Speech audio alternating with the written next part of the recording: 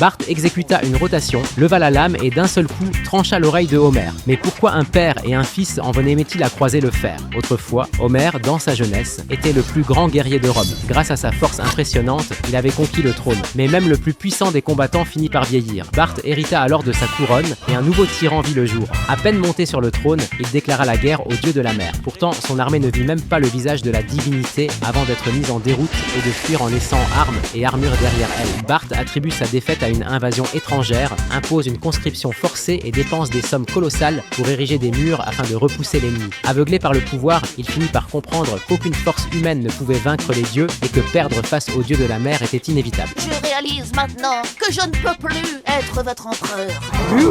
Parce que maintenant, je suis votre dieu!